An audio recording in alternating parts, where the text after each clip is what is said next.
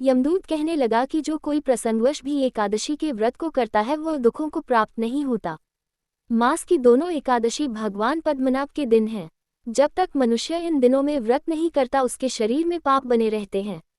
हजारों अश्वमेघ, सैकड़ों वाजपेयी यज्ञ एकादशी व्रत की 16वीं कला के बराबर भी नहीं है। एकादशी के दिन व्रत करने से 11 इंद्रियों से किए सब पाप नष्ट हो जाते हैं।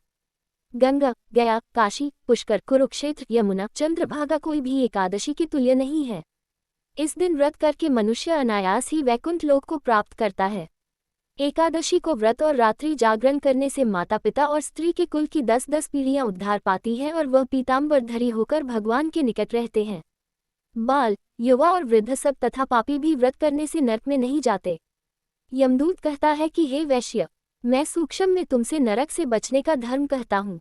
मन, कर्म और वचन से प्राणिमात्र का द्रोह न करना, इंद्रियों को वश में रखना, दान देना, भगवान की सेवा करना, नियम पूर्वक वर्णाश्रम धर्म का पालन करना, इन कर्मों के करने से मनुष्य नरक से बचा रहता है। स्वर्ग प्राप्त करने की इच्छा से मनुष्य गरीब भी हो तो भी जूता, छत्री, अन्न, धन, जल कुछ न कुछ दान देता रहे। दान देने वाला मनुष्य कभी यम की यातना को नहीं भोगता तथा दीर्घायु और धनी होता है। बहुत कहने से ही क्या अधर्म से ही मनुष्य बुरी गति को प्राप्त होता है।